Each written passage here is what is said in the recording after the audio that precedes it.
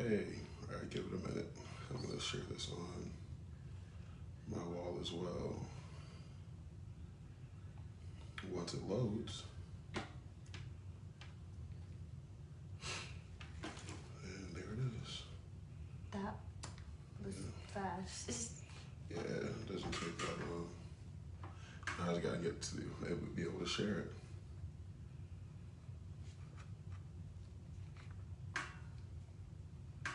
Oh, this is weird.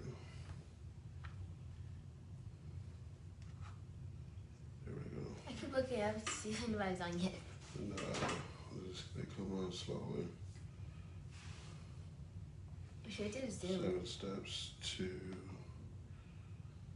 distant learning. I can't spell today. It's okay. I can't talk today. Success. That's our dog. Yeah. Or that's not our dog. That's neighbor's dog. I can All right. tell by the bark. All right, good afternoon, early evening, late afternoon, early evening.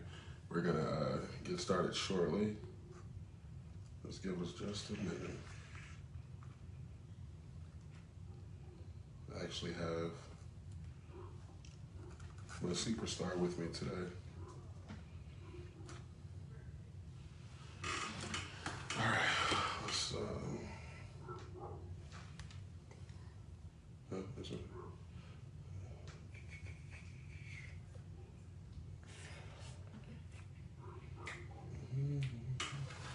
Give it a few more minutes, and we're just gonna get going. Tap in with us. Let's talk about it. Some things to help us get better acclimated to distant learning. Right? Okay.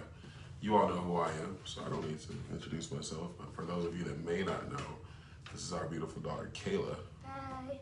Kayla is a 6th grader, first year in middle school, and we're proud of her. She's in some honors classes. She's in ASB, which is student government, and she's kind of embraced this distance learning thing. She's taking the challenge, and we're proud of her because although it was a little frustrating to start 3 weeks ago, 2.5 weeks ago, she's starting to flourish and do well. So we wanted to share with you some things, 7 principles that have helped us. And initially, I wrote this blog on my website, I think 2.5 weeks ago. And there were some things that we've grown with over the last 2.5 weeks. We wanted to share with you all things that have helped us, okay? Now, honestly, I've seen the Facebook posts and I've seen the frustration, I've seen the irritation, and then I've almost seen defeat as well. What we don't want you to do, parents, is to feel defeated, right? And because if you express defeat, the kids will carry defeat, okay? So we want to be as positive as we possibly can. This isn't going to go on forever, right? This is not going to last forever, but it is a wave of the future. So we might as well start to embrace what's going on now and start to figure out ways to navigate through these waters as best we can, all right? So she's going to help me because she's going to come from a student perspective as I'm coming from a parent perspective, okay? So the first thing is parents, whether you have 1 child or 2 or 3 children, you have to respect the classroom, right, as on behalf of your student. And so when I say respect the classroom, I made an analogy. Her workstation's in her bedroom, right? And so it's kind of awkward because the bedroom is kind of off limits during school hours while she's in instruction. There's a camera on her and all that kind of stuff. And so the first or second day of school, I think I wanted to walk in the room to look for some batteries or something like that. And I have to remember, wait, she's in school, she's in class. And so the analogy came in, imagine if she was on campus and I just busted up in the classroom and I said, hey, where's the batteries, right? That would be kind of awkward. But we have to give the same treatment and the same respect to our workstations at home for our children. You want to show them your picture? Yeah, I have a couple of my desks, Okay. like inside and out. So that's what my desk looks like, and it's like marble. Yeah, she did a paint job on it. That was amazing. Yeah, I did a paint job, and then that's the inside of one drawer. Yeah, she went all out, y'all. Oh yeah, I put snacks in the back of that drawer. I wasn't like playing around. I get hungry during class and I don't eat breakfast before I start school. So. But see, that's part of respect for the classroom, right? So she keeps snacks in her workstation. Why? Because what we have to recognize is Monday through Friday between school hours, the kitchen is now the cafeteria. The cafeteria is closed, right? So she has to have snacks on her at all times. But respect the classroom. Students will need to focus in the virtual classroom, just like the physical one. So, do the best we can. We had to do the best we can to shield them from distractions. We have barking dogs. We have our neighbors barking dogs and all that kind of stuff. But we have to do the best we can to kind of put them in a bubble so they can have an environment conducive to learning, okay? The second one is build the routine as if they're going to school, right? As if they're going to a physical campus. They got to get up. They have to wash their face. They have to do something with their hair. They have to, get them in a habit because, again, the worst thing that could happen is the switch is flipped and we're back on campus and now you have to make another adjustment, okay? So do the best you can to, I'm not saying they got to get fully dressed because she doesn't, right? You get fully dressed every day? No. But she does make sure that she's presentable on camera, right? Mm-hmm. Okay, so do the best you can. Keep the kids prepared because when the schools do reopen, they have to already be in the rhythm, okay? I can tell you this, when schools reopen, it's going to be like, okay, we're not going to have time to get ready. We have to be ready, right? And so then we're rushing to campus and we're trying to make up work that we didn't understand and all these different moving parts are going on and new protocols for social distancing. You want to have them prepared just to be able to go, okay? The third one, take advantage of tutoring, okay? If you're anything like us, when I say us, I mean our household, we know nothing about this new math. This stuff is weird. Quiet. This stuff is special, all right? And the other day, she came with a math problem, and I got the answer, but she has to show her work. And the way that I got the answer is not the way that she was taught to show her work, okay? And so when she was showing us all these different methods and all that kind of stuff, I said, okay, I'm done. I just threw my hands up and said, forget it. Thanks be to God that we had a friend on Facebook who says, my daughter just graduated high school. She's an excellent tutor, right? So we connected them two last night. And her name is Mia. Is she doing a good job? Mm-hmm. Right, she's doing a great job. She's never made, nobody has ever made one so fun except my third and fourth grade teacher. And she just makes it so fun. I don't know, yeah. So you're saying I couldn't do that? Well, you weren't getting me. So it wasn't that fun because you weren't getting me and I was trying to explain, but you still didn't get it because that's not the way you were taught. It was the way I was taught. Yeah. So you're trying to teach me a different way. Now you were just confusing me and Mom was confusing me. So. Confusing her. Well, there we go. Okay, so we have to swallow our pride and we have to go get a tutor. At least I was being honest. But she's being honest. It's not that we don't know math. It's just we don't know what they're doing. Okay, and I'm someone who took calculus and statistics and all that kind of stuff collegially, and I didn't ace them, but I did well. But I don't understand some of this new math stuff. So do the best you can to get a tutor if you need one. Okay, if you don't have a tutor and you really need one. And you're in this area especially, please contact me, okay? We can connect you with someone who can help your students in math, social sciences, reading comprehension, language arts, things of that nature, okay? So first thing, respect the classroom on behalf of your student. Make sure that your student has a dedicated place to go to school. That place has to be conducive to learning because they're in the home, and so they're easily tempted and distracted to do different things, right?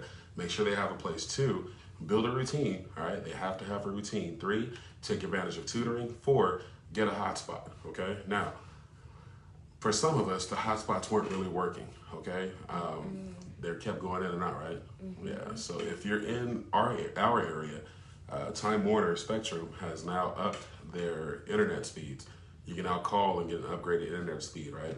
They didn't have that for the longest time when they were new into the area. So you can call Spectrum and you can get an upgraded internet speed. However, it is a good idea to have a hotspot. One thing that I stress is to eliminate excuses at all times, right? So if anything happens to Spectrum's network, we all know that heat has caused them to have power outages and all that kind of stuff. It's important that your student does have a backup. Now, while a hotspot is not 100% effective, it's better than nothing, okay? If you don't have a hotspot, you can tether your cell service, do what you gotta do, but you wanna make sure that if anything happens tragically to the Wi-Fi service, that your child will not be left behind, okay? How do you feel about the hotspot? Um, Um, it wasn't the greatest because it kept going in and out, and like my dad said, it kept going in and out. And I feel like our internet is much better now. The internet had something to do with me, like kept getting kicked out of classes the first few times, but it was mainly the school side. I don't know if it was like tech support, there you go. Because Okay. I had to get a, what's the thing called? Chromebook? Yeah, I had to get a Chromebook in order to hear everything that they're saying, and this Chromebook has much, like I can hear everything that they're saying. I haven't got kicked out once or anything like that. And we got better internet. My dad got the like big upgrade then, so. Yeah, and again, if you're in our area, and I don't know if you all know this, because I didn't know this, I actually called Spectrum the second day of school, and I was just frustrated at wit's end, because we're all working from home, right? Right now, my wife is in her office space. She's working right now on a training call, and then I work from home here, and she's in class, and I called Spectrum, and I said, this is ridiculous. Like, we can't, there's no way we're going to be able to function. And the lady says, oh, well, Mr. Shepard, you have the lowest tier of internet service you can upgrade. We had no idea upgrades were available, right? So you can upgrade if you call Spectrum, but then also have the hotspot because, again, should anything happen, right?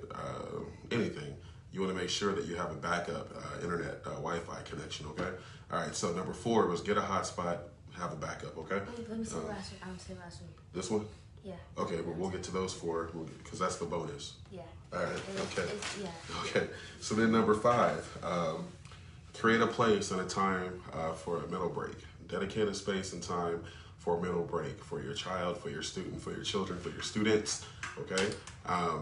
Typically, they can leave school at school, right? If they had a bad day at school, they can leave school there and they can come home for the weekend or the evening or what have you. Now it's all here in one place, okay, at home. So we got to figure out a way to compartmentalize and be able to take a break mentally from schoolwork, all right? One thing about this one, she finds herself on a video game, wrapped in a movie, yeah, laying on a couch, eating something or whatever. Make sure that you separate. Make sure that your child has a chance to separate, okay? Because what we don't want is we don't want our kids to burn out, okay? Now, we burn out all the time. If you look at it by comparison, as adults, when we're done with work, we want to leave work at work. When we get home, we don't want to bring work home. We don't want to think work, all that kind of stuff. And unfortunately, because of COVID, many of us are working from home. So we have to take a break and detox our minds. The same thing applies to these young minds, okay? They have to be healthy, so they need to be able to separate, okay? Can I say something? Yeah, baby, go ahead. Okay, so what I love about my 1st and 6th grade teacher is on Fridays we play a game. Like, we play games before we get into any learning, and we don't really learn anything on Fridays. She just has us do, you should have seen Wednesday. Wednesday we did nothing at all. We learned nothing. Okay, That's great. Yeah, it is. I love those days. Yeah. I wish that was like every day, but you know. Oh, hold on. And adults, before we start getting all fresh, which, oh my goodness, that's why, my kid ain't learning at school. Come on now, we know good and well, there's plenty of days in school where we went to school and didn't learn anything, just hung out with our friends. So calm down. I can hear the bass raising in voices right now. Calm down. Okay, but go ahead. How do you say this? Horace Mann. Horace Mann created school. Oh, okay. There's just 1 to 2 things I have to say about that. 1, I love school because, we get smarter from it and we get to see our friends, and if it wasn't for school, I probably wouldn't have met my best friend. So yeah, I like school about that really. I just don't like for elementary school when you have to just sit in the same chair all day, But yeah, thanks, Horace. Okay. Okay, go continue. Number 6, get involved, okay? Get involved. Our teachers and our counselors and our administrators, they're accessible, extra accessible now because most of them are working from home as well, right? When you have an issue with your student, get to know that teacher. Correspondence, parent view in the elementary schools and high schools is great. Class Dojo in the elementary school is also great. But there was one thing that I told a colleague that people don't realize that every school has a tech depot, a dedicated place for technical issues, okay? Get to know who these people are on your child's campus. Also, get to know the principal, right? This is the time right now to get to know them because there's so many moving parts that are going on. And I'm telling you, if we're not involved, our kids will get defeated and just say, all right, tomorrow I'm just gonna goof off. And before you know it, while you think your child is in class working, they've muted the whole thing and they're doing something. They've mentally checked out, okay? So we have to get involved. Get involved with our students. Ask them, how is school? What's going on? Start to ask these questions because right now, they need us more than ever, okay? So let's get involved so we can help them be accountable. And then be patient, all right? Be patient. Listen, this is not easy on anyone, all right? I've talked to several administrators. Some of you all know that I work on several high school campuses, and I've talked to administrators, I've talked to counselors, I've talked to teachers, coaches, staff. Everyone is a little bit frustrated right now because there's all these moving parts and we've never been here before. And so the parents, we get frustrated, but then we also, and just imagine, all right, I'm frustrated because, and there's only one child here, but let's just say there were 3 or 4 kids here. I'm frustrated because my 3 or 4 kids just can't seem to get it together. The internet's not working, the hotspot's failing, getting kicked out of classrooms. Now flip it on the other side. Imagine that situation multiplied by 1,000 students, okay? So let's be patient. We're gonna get through this. It's not gonna be hard. It's not gonna be forever. It might be tough right now, but we're gonna get through it, okay? So the first step was to respect the classroom. Second step was build a routine. Third step was take advantage of tutoring. Fourth step was get a hotspot. Fifth step, create a place for a mental break. Sixth step, get involved with your teachers, students, and parents. And number 7, be patient. And Kayla has number 8. Okay, so my dad actually wrote this one, like he said, he wrote this vlog. And number 8 this is, or 7? No, this is the final number. This is the bonus. Okay, so, yeah. Lastly, this is what he wrote. Lastly, please send your prayers and well wishes to our home. Nothing is wrong with us, just realizing our home is being transformed into a middle school, 2 offices, a movie theater, and gym. Yeah, this has been a crazy transition for us. Our little home is now some of everything. Okay, so it's an office, but with multiple things in it that everybody uses. 3 offices. 1, 2, 3, 4, 5, yeah. 3 offices. 3 offices, a gym, a movie theater, and everything else. So seriously, like, this is his office. My office is in my room. My mom's office is in, like, it's towards the front of the house. yeah. And like a part of the garage is his gym, and the living room is a movie theater, and the kitchen is now The cafeteria. a cafeteria and a kitchen when at school hours, and the backyard is like a vacation. Yeah, and don't forget we have an animal shelter. Oh yeah, animal shelter. So look, Great. we love you guys. We just wanted to get here and help you with what helped us. And if you have any other tips and tricks, please drop them below, and we will make sure that we get them posted. But be encouraged. It's going to get better. We just have to ride this thing out. If you need help tutoring in any subject, please let me know if your child needs help tutoring. I'll do the best I can to connect them to someone in our team of tutors. At the church, I think 2 weeks ago, we made a post looking for tutors to help. And we had a great response, okay? So if your child needs a tutor, math, social sciences, reading, comprehension, history, all that kind of stuff, science, please let us know. We have tutors that are willing to help. And the greatest thing is, with all this technology, they can meet us on Zoom, and we can facilitate that for you, okay? No charge to you. We just want to see what we can do to help, all right? To help, all right? So that's it. 7 steps plus a bonus to have some success, distance learning. This is Kayla and her dad, and we're signing out. Really quick before we sign out. I'm gonna be honest with you guys. I didn't like going to school unless I was in 3rd or 4th grade, and kindergarten, of course. But now I just now that I have my tutor Mia, I just can't wait for Monday. Wow. Mhm. All right, and that's that. And Miss April Scott, I'm gonna let you know that you have a shout out at the end of this video. When I mentioned a couple weeks ago, I put a post on Facebook saying my daughter asked me for help on math, and it was only going to take a few minutes, and it took like 43 minutes, and I was hungry. She commented and says, well, you should call or text my daughter. Text me, and I'll get my daughter Mia on the phone. And Kayla now, after one session with Mia, Kayla now enjoys math again. She's now excited about it. So I always enjoyed math. It's just school work. well, hey, I don't enjoy math because this stuff is ridiculous. It's absolutely silly. So, but you know, we're gonna make it through. Okay. All right. And if my mom's off for her Zoom now, I'm gonna go eat again. Again? Mm-hmm.